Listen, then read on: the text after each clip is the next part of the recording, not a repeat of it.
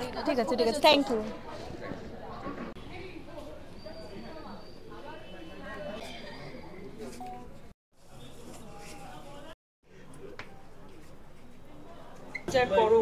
আসুন।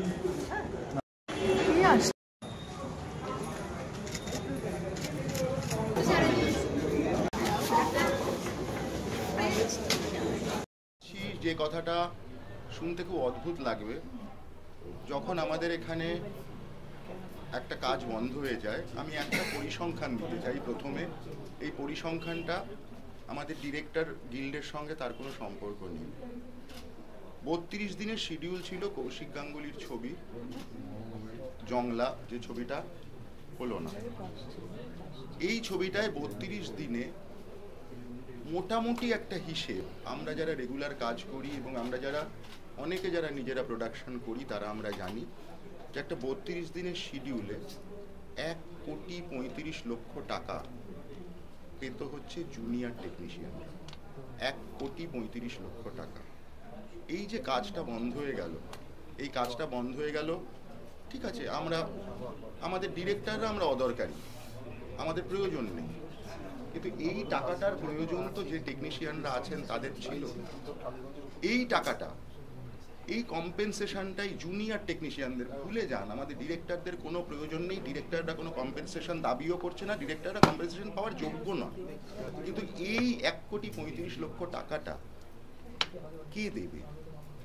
এই জুনিয়র টেকনিশিয়ানরা যে 1,35,00,000 টাকা থেকে বঞ্চিত হলো, তার দায়টা কার? 2 নম্বর প্রশ্ন হচ্ছে, এই জয়দীপ, আমাদের জয়দীপ, তার যে ছবিটা, মানে তার যে সিরিজটা আটকে গেল, এই সিরিজটায় প্রডিউসারের কি লস? ও এখানে পার্ট প্রডিউসার, ও এক্সিকিউটিভ প্রডিউসার, তার কি লস?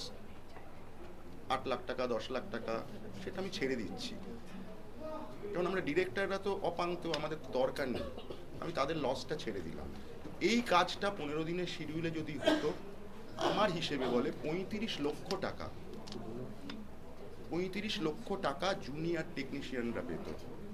এই 35 লক্ষ টাকার দায়টা কে নেবে? 1,35,00,000 টাকা সঙ্গে আরো 35 লক্ষ টাকা, অর্থাৎ এসে দাঁড়ালো 1,70,00,000 টাকা। 3 দিন ধরে এই যে সৃজিতের কাজটা বন্ধ, 20-22 জন টেকনিশিয়ান কাজে যাচ্ছেন না এবং তারা স্বভাবতই তারা রেমিউনারেশন পাচ্ছেন না, এটার পরিমাণটা 60,000 টাকায় দাঁড়ায়। এটা অনির্দিষ্টকালের জন্য চললে একটা সময় তো সেটটা বন্ধ হয়ে যাবে, ভেঙেও যাবে। সে 20-22 লাখ টাকা যেটা সৃজিত রায়ের প্রোডাকশনে লস হয়েছে, সে সৃজিত রায়কে বুঝতে হবে, কারণ এর দায় তো কেউ নেবে না। কিন্তু এই সিরিয়ালটা যদি হতো, অন্তত 1 বছর চলতো। 1 বছর আমি 35 দিনের হিসেবে যে হিসেবটা বললাম, 32 দিনের শিডিউলের যে হিসেবটা বললাম, এবার সেটা 32 দিনের বদলে সেটা 300 দিনের হিসেব করে দেখুন সেই টাকাটা কোথায় এসে দাঁড়ায়। 10 কোটির ওপরে। এই টাকাটা জুনিয়র টেকনিশিয়ানরা কিন্তু পেত। পরিস্থিতিটা কিন্তু শুধুমাত্র ডিরেক্টরের ওপর নয়, ডিরেক্টররা অপান্তেও, ডিরেক্টরদের প্রয়োজন নেই। সুতরাং ডিরেক্টরদের যদি প্রয়োজন ফুরিয়ে যায়, ডিরেক্টররা সরে যায়, অসুবিধে নেই কোনো। কিন্তু এই জুনিয়র টেকনিশিয়ানরা যারা এটা লস করলো, তাদের ক্ষেত্রটা কে দেখবে? আমাদের কাছে আমরা যে অ্যাপিলটা করছি, সেই অ্যাপিলটা হচ্ছে আমরা কালকের দিনটা আমরা খোলা রাখছি আলোচনার জন্য। আমরা ব্রডকাস্টার এদের সবাইকে বলছি, আমরা একটা দিন আমরা অপেক্ষা করছি। একটা দিন অপেক্ষা করার পরে আমরা কালকে, আমরা সারাদিন কালকে এখানে রয়েছি, আমরা সুদেশনা বাকিটা বলবে, আমরা রয়েছি। তারা যদি আসতে চান আসুন, আমাদের সাথে কথা বলুন। যদি তারা যদি না আসেন, আমাদের সঙ্গে কথা না বলেন, আমরা ধরে নেব আমাদের প্রয়োজন ফুরিয়েছে। তোমরা দুজনের কথাই শুনলে, হ্যাঁ, আমাদের অনির্বাণও যেটা বলল এবং সুব্রতও যেটা বলল, যে প্রথমত আমরা পরিচালক হিসেবে এই যে ক্ষতি হয়েছে, 3টে প্রজেক্ট 15 দিনের মধ্যে বন্ধ হয়ে গেছে, এটা কেন হয়েছে সেটা কিন্তু এক্সপ্লেন করতে কেউ আসেনি। ফেডারেশনের কথাই হয়েছে কিন্তু সেই ফেডারেশনের কেউ কিন্তু আমাদের কোনো এক্সপ্লেনেশন দেয়নি। এবং আপনারা সবাই জানেন যে জয়দীপের ক্ষেত্রে চিঠি এসেছিল যে অসঙ্গতি আছে, এবং কৌশিকের ক্ষেত্রেও শুনেছি সেই একই চিঠি পাঠানো হয়েছিল এবং কৌশিক গিয়েও ছিলেন, কৌশিক গাঙ্গুলি। তার পরবর্তীতে উনি বলেও ছিলেন যদি আমার কথায় কারোর দুঃখ লেগে থাকে তাহলে আমি সেটা তাকে দুঃখ দিতে চাইনি। তারপরেও কিন্তু তার প্রজেক্টটা হয়নি। তারপরে জয়দীপের ক্ষেত্রে আজ 10 দিনের উপরে কাল বলছি, এই বলছি, সেই বলছি করেও কিন্তু আজ হলো না। গতকাল ওর শুটিং বন্ধ করে দিয়েছে, কাজ বন্ধ হয়ে গেছে। শুটিংয়ের যে প্ল্যানিং ছিল সেটা বাতিল করে দিয়েছে, ডেটস ছেড়ে দিয়েছে। সৃজিতের ক্ষেত্রে 3 দিন। আমরা কিন্তু এর এক্সপ্লেনেশন চাই এবং সেটা আমরা কালকে 7টার মধ্যে ফেডারেশনের কাছ থেকে এই এক্সপ্লেনেশন চাইছি যে কেন এই 3টে প্রজেক্টে এই জিনিসটা হয়েছে, তারা কেন এদের প্রযোজনাগুলো সমস্ত বন্ধ করে দিয়েছেন। এবং এটা হয়েছে ডিসপাইট দ্য ফ্যাক্ট যে আমাদের মাননীয় মুখ্যমন্ত্রী সব সময় সব ক্ষেত্রে, আমি শুধু জুলাই মাস বলছি না, যে কোনো সময় উনি একটা কথা বলেন যে কাজ যেন বন্ধ না হয়, নেগোসিয়েশন করো কিন্তু কাজ যেন বন্ধ না হয়। আমাদের কোনোভাবে কোনো এক্সপ্লেনেশন বা কেন এটা হচ্ছে কিছু না জানিয়ে কাজগুলো কিন্তু বন্ধ হয়ে গেল। এবং কথা বলার জন্য কোনো টাইম, তাদের কোনো টাইম জ্ঞান নেই। 2 দিন পর গেল এবং একদিন তো দেখাই করলো না, দ্বিতীয় দিন ডেকে পাঠিয়ে কোনো নিষ্পত্তি হলো না। তার আগেই অবশ্য ওর শুটিং ও ক্যান্সেল করে দিয়েছে, ফর দ্য মোমেন্ট করতে বাধ্য হয়েছে। সুতরাং আমরা আর একটা দিন ফেডারেশনের কাছে আমরা জানতে চাই যে কেন এই কাজ তারা করছেন, সেই এক্সপ্লেনেশন তারা সন্ধ্যে 7টার মধ্যে আমাদের দিন। এটা আমরা বলছি ওপেন ফোরামে, কারণ তাদের ইমেল দিলেও তারা ইমেল হারিয়ে ফেলেন। ইমেল পাঠিয়েছিল সৃজিত, সেই ইমেল নাকি তারা পায়নি এবং ওরা ইমেল দিয়ে আমন্ত্রণ জানিয়ে, যে আমন্ত্রণ জানিয়েছে এসে কথা বলো, সে কিন্তু সেখানে ছিল না। সুতরাং আমরা কাল 7টা অবধি এই এক্সপ্লেনেশনের জন্য অপেক্ষা করব। তারপর আমরা পরবর্তী পদক্ষেপ কি নেব সেটা আমাদের এখানে সবাই খুবই বিক্ষুব্ধ, সবাই ক্ষুব্ধ যে পরিচালকদের এইভাবে অবমাননা করাটা আমরা মেনে নেব না। আর সেই সঙ্গে যে কথাটা সুব্রত এবং অনির্বাণ আগেও বলেছে, আমি আবার বলছি, আমি ব্রডকাস্টারদের অর্থাৎ সমস্ত স্টেক হোল্ডারদের আরেকবার বলছি যে আপনারাও এসে আমাদের সঙ্গে কথা বলুন, কারণ এই ক্ষতিটা শুধু পরিচালকদের নয়, কলাকুশলীদের নয়, আপনাদেরও ক্ষতি। কারণ এই প্রজেক্ট এইভাবে কি আপনারা পরিচালকদের যদি সত্যি মনে করেন যে তাদের প্রয়োজন আছে, তাহলে আপনারা এগিয়ে এসে আমাদের সঙ্গে কথা বলুন। আর একটা দিন কাল সন্ধে 7টার মধ্যে আপনারা যোগাযোগ করুন, আমরা থাকছি, আমরা থাকবো, আমরা আপনাদের সঙ্গে কথা বলবো এবং তারপরে আমরা ডিসাইড করব যে আমরা কালকে 6 তারিখ 7 তারিখ থেকে আমরা কি পদক্ষেপ নেব। যদি আপনাদের মনে হয় যে আমরা অপান্তেও, আমাদের দরকার নেই, আমরা অপ্রয়োজনীয়, আমাদের কোনোভাবে আমাদের ছাড়াই ইন্ডাস্ট্রি চলবে, তাহলে আমাদের আর কোনো উপায় থাকবে না। আমাদের তো এমনিই তো কাজ একের পর এক বন্ধ হচ্ছে, আমাদেরও সেই পদক্ষেপই নিতে হবে। যদি আমরা ঠিকমতো এক্সপ্লেনেশন না পাই, যদি আমরা কোথাও সদুত্তর শুধু ফেডারেশনের কাছ থেকেই নয় এবং ব্রডকাস্টার এবং যারা প্রযোজক রয়েছেন তাদের কাছেও আমার আপিল বা অনুরোধ যে আপনারাও বলুন। যদি আপনাদের মনে হয় আমরা অপ্রয়োজনীয়, তাহলে আমরা অপ্রয়োজনীয়, এবং আপনারা কি তাহলে ডিরেক্টর ছাড়াই কাজ চালিয়ে যাবেন, সেটা আপনাদের উত্তর দিতে হবে। তো চিঠি লিখে পাঠিয়েছে ও, সেই চিঠি তো ওরা প্রায়ই মেল পায় না, এবং আজকে আমি আবার মেলটা পাঠিয়েছি, মানে ওরা নাকি মেল খুঁজে পায় না, ওদের কাছে মেল পৌঁছয় না। আমি জানি না সেটা কি করে হয়, কিন্তু আমাদের কাছে প্রমাণ আছে যে মেল গেছে, আমাদের সেন্ট মেইলে সেটা রয়েছে এবং সেটা ফরওয়ার্ড আবার করা হয়েছে। এবং এটা জানি না মানে জয়দীপকে তো ওরাই চিঠি দিয়েছে, আপনারা এই ধরনের প্রশ্ন কি করে ওরা করতে পারে?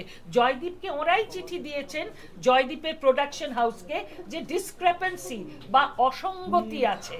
তো সেই অসঙ্গতিটা কি আজ অবধি এক্সপ্লেন করেনি। উনি একবারও আমাদের সঙ্গে কথা বলতে আসেননি।